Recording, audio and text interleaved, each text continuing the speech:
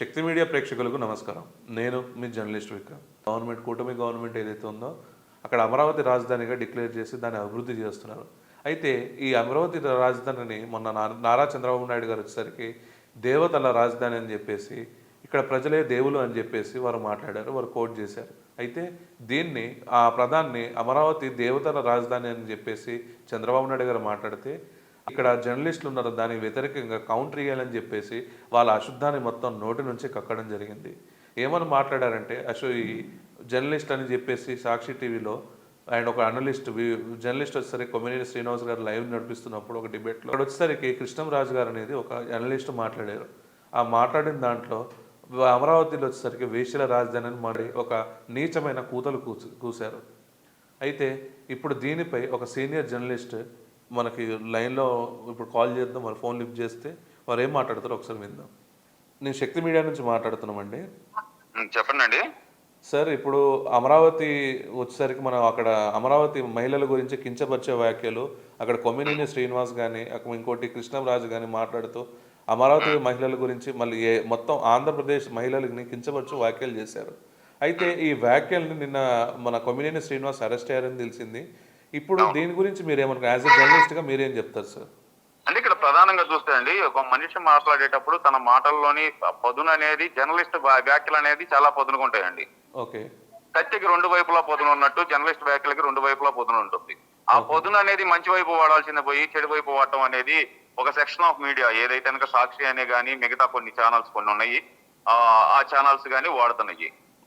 కానీ ఇప్పుడు దాంట్లో వాళ్ళు సమర్థించుకునే విధంగా వాళ్ళు చేస్తున్న వ్యాఖ్యలు ఏంటయ్యా అంటే, మేము ప్రత్యేకంగా ఒకళ్ళని అనలేదు కదా, టోటల్ ప్రాంతాన్ని అన్నాం కదా, మనుషులను అనలేదు కదా మేము అంటే విధంగా వాళ్ళు సమర్థించుకునే విధానం.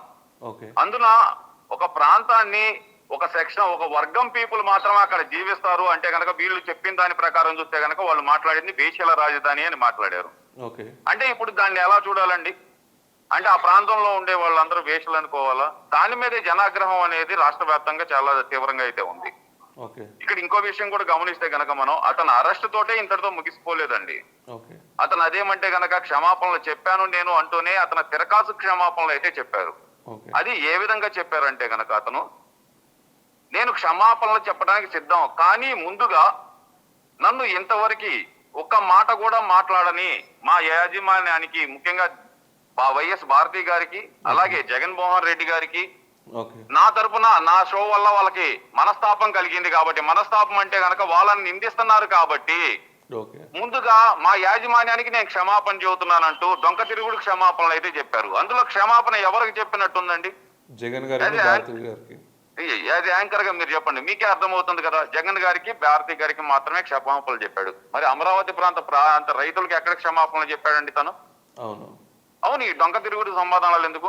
ఇక కృష్ణరాజు ఉన్నాడు, అతను అయితే గనక ఆయన ఇప్పటికీ దొంగతనంగా వీడియోలు రిలీజ్ చేస్తూ ఎక్కడెక్కడో దాచుకొని నా దగ్గర ఆధారాలు ఉన్నాయంటూ మాట్లాడుతున్నారు. ఆధారాలు ఉంటే పబ్లిక్ డొమైన్ లోకి వచ్చి పెట్టమనండి, ఎక్కడో దాపడం ఎందుకు? సరే ఇప్పుడు ఇక్కడ నుంచి పారిపోయిన వాళ్ళందరూ మనకి చూసాం, గతంలో గమనించాం. మద్యం స్కామ్ లో నిందితులు గాని, లేదంటే లిక్కర్ లేదంటే గనక శాండ్ గాని, మిగతా స్కామ్ నిందితులందరూ బెంగళూరు పరిసర ప్రాంతాల్లోనే తిరుగుతున్నారు, అక్కడే దొరుకుతున్నారు. ఇతను కూడా బెంగళూరులోనే ఉన్నాడు ప్రజెంట్. పోలీసుల సమాచారం ప్రకారం అతని కోసం దాదాపు 40 బృందాలు వెతుకుతున్నాయి. బెంగళూరులో రక్షణ కల్పిస్తుంది ఎవరు వాళ్ళకి? ఈ రోజు రాష్ట్ర వ్యాప్తంగా మహిళలకి రక్షణ లేకుండా పోతుంది అంటూ ఎవరైతే కనుక వైసీపీ నాయకులు ధర్నా చేస్తున్నారో వాళ్ళందరూ ముందుగా సజ్జల రామకృష్ణారెడ్డిని ప్రశ్నించాలండి. ఎవరైతే ధర్నా చేయడానికి వస్తున్నారో వాళ్ళందరూ సజ్జల రామకృష్ణారెడ్డిని ప్రశ్నించాలి. ఏమని ప్రశ్నించాలి? వాళ్ళు రోడ్డు మీద ధర్నా చేస్తానగా శంకర తెగ అని మాట్లాడావు కదా నువ్వు, అది ఎంతవరకు కరెక్టు? అంటే మేము ధర్నా చేయడానికి వెళ్తున్నాం కదా అని వైసీపీ మహిళా నాయకులు ఎవరైతే ఉన్నారో వాళ్ళు ఈ రోజు సజ్జల రామకృష్ణారెడ్డిని ప్రశ్నించినట్టయితే గనక వాళ్ళకి రైట్ ఉండేది ఈ రోజు రోడ్డు మీదకి వచ్చి మహిళల తరపున ధర్నా చేయడానికి.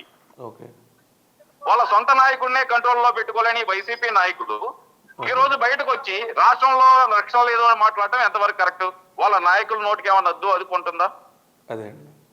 అయితే ఇప్పుడు వచ్చేసరికి 150 ఎన్జిఓలు అనేది ఈ వైసీపీ చేస్తున్న ఆరోపణ అండి. అంటే ఇప్పుడు వైసీపీ వాళ్ళు చెప్తున్నారు ఏంటంటే రాష్ట్ర వ్యాప్తంగా 150 మంది ఎన్జిఓలు ఉన్నారని చెప్తున్నారు. అయితే ఈ 150 మంది నేను ఒకటే మాట, 150 మంది ఎన్జిఓలు ఉంటే అసలు ఇప్పుడు దాకా వాళ్ళకి ఉమెన్ ఎంపవర్మెంట్ ఏం చేశారు అండ్ వాళ్ళు ఏ రకంగా సేఫ్టీ మెజర్స్ తీసుకున్నారో ఈ మాట్లాడిన కృష్ణంరాజు దగ్గర ప్రూఫ్స్ ఏమైనా ఉన్నాయంటారా?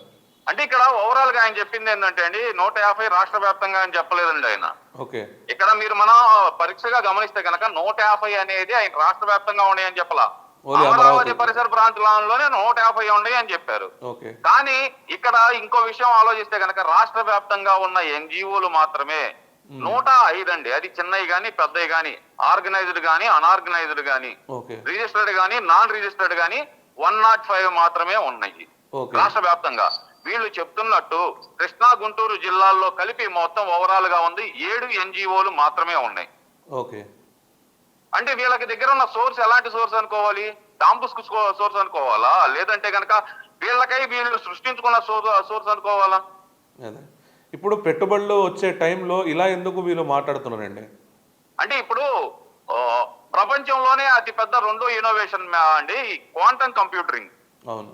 క్వాంటమ్ కంప్యూటరింగ్ అనేది అతిపెద్ద ఆవిష్కరణ.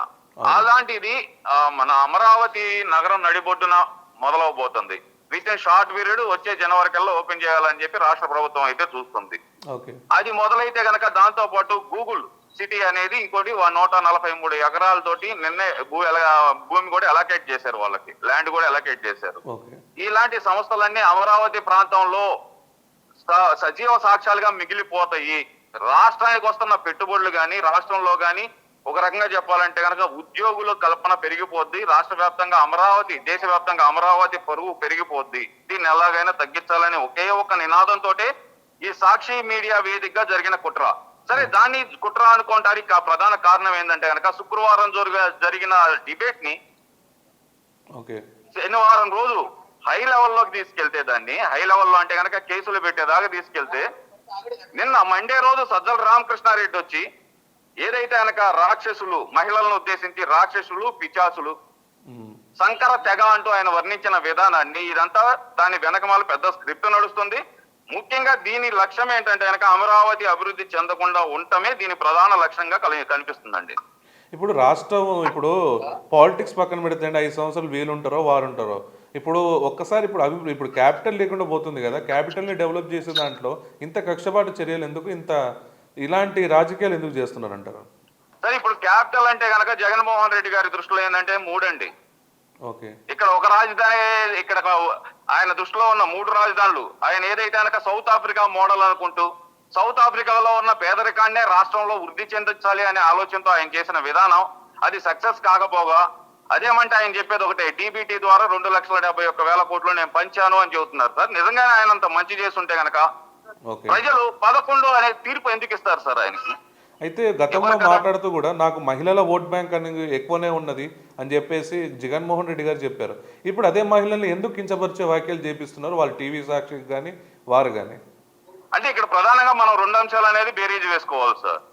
గతంలో జగన్మోహన్ రెడ్డి గారు 2019లో గెలిచినప్పుడు నా అక్క చెల్లెమ్మల వల్లే నేను గెలిచాను అంటూ మాట్లాడారు. అలాగే చూస్తే గనక ఇప్పుడు 24లో ఓడిపోయిన తర్వాత కూడా ఆయన మాట్లాడుతుంది ఏంటంటే నా అక్క చెల్లెమ్మల ఆప్యాయతలు ఏమైపోయినాయి అని మాట్లాడారు. మరి అదే అక్క చెల్లెమ్మల మీద ఈ రోజు తన సొంత మీడియా వేదికగా అక్కడ భయంకరమైన వార్తలు ప్రసారం చేస్తున్నా సరే ఇంతవరకు ఖండన ఇవ్వకపోగా, కొమ్మినేని ఎవరైతే గనక కొమ్మినేని శ్రీనివాస్ అరెస్ట్ అయితే దాన్ని ఖండిస్తూ, ఇతని అరెస్టు తప్పు అంటూ దాన్ని ఖండిస్తూ ఇది రెడ్ బుక్ రాజ్యాంగంలో భాగంగా జరుగుతుందంటూ కొమ్మినేనికి ఒత్తాసు పలకటం చూస్తే గనక దీన్ని మాత్రం కరెక్ట్ గా వైసీపీ పార్టీ వెనకమలనే నడుపుతుంది అనుకోవడానికి ఒక కారణంగా వస్తుంది. అలాగే తన ప్రాంతానికి ఏదైతే తన పార్టీ కార్యదర్శి అయినటువంటి సజ్జల రామకృష్ణారెడ్డి చేత మహిళలను ఉద్దేశించి చేపించిన వ్యాఖ్యలు కూడా జగన్మోహన్ రెడ్డి పద్మ వ్యూహంలో భాగంగానే జరిగాయి అనుకోవాలండి. ఇది అయితే ఇందాక ఒక ప్రొఫెసర్ గారు మాట్లాడుతూ అమరలింగేశ్వరుడు కొలువున్న చోట అది మనకి దుర్గాదేవి వచ్చేసరికి పవర్ హౌస్ ఉన్నదని చెప్పేసి మాట్లాడారు వారు. అయితే ఇంత దేవతలు అక్కడ ఉన్న భూమిలోనే వీరిట్లా వ్యాఖ్యలు చేయడం అంటే హిందూ సెక్షన్ ఆఫ్ పీపుల్ని టార్గెటెడ్ చేసి మాట్లాడినట్టేనా అనుకోవచ్చా? అంటే ఇక్కడ ఏదైతే కృష్ణరాజు గారు ఉన్నారో ఆ కృష్ణరాజు గారు చేసిన వ్యాఖ్యల్లో ఒక వ్యాఖ్యను మనం అయితే కనుక పరిగణలోకి తీసుకోవాలండి. ఆయన చెప్పేది ఏంటంటే కనుక చంద్రబాబు నాయుడు గారు ఇది దేవతల రాజధాని అంటున్నారు, ఈ హిందువులందరూ దీన్ని తీవ్రంగా ఖండించాలి, ఇది దేవతల రాజధాని కాదు వేశ్యల రాజధాని అంటూ వేశ్యలు ఎక్కువగా ఉన్న వేశ్యల రాజధాని అంటూ ఆయన చేసిన వ్యాఖ్యలు. అంటే ఇక్కడ మనం ప్రధానంగా చూసుకుంటే ఏంటంటే రాజధాని మీద ఇది ఒక రకమైన కుట్ర చేసే భాగంగానే హిందువుల మనోభావాలు దెబ్బతీసేలో భాగంగానే ఒక రకంగా జరిగింది. ఒక హిందువులనే కాదండి, అక్కడ ఉన్న ఎస్సీ ఎస్టీ బీసీ మైనార్టీల మహిళా మనులు కానీ ఏదైతే గనక 33,000 ఎకరాలు ఇచ్చిన 29,000 మంది రైతుల హృదయాలను బద్దలు చేసే విధంగా వీళ్ళు చేసిన వ్యాఖ్యలు హిందూ మతాన్నే కాదండి, వీళ్ళు ప్రతి ఒక్కళ్ళ మనోభావాలను దెబ్బతీసే విధంగా ప్రవర్తిస్తున్నారు. ఓకే ఓకే అండి, థ్యాంక్ యూ. ఓకే అండి, థ్యాంక్ యూ. సో విన్నారు కదా ఫ్రెండ్స్, ఇది అన్ని sections of people, SC ST BC minority and ఎవరైతే అక్కడ ఆ ప్రాంతంలో నివసిస్తున్నారో ఆ అందరి మహిళలకి ఇది వస్తుందని చెప్పేసి ఒక సీనియర్ జర్నలిస్ట్ గారు ఇప్పుడు మాట్లాడడం కూడా జరిగింది.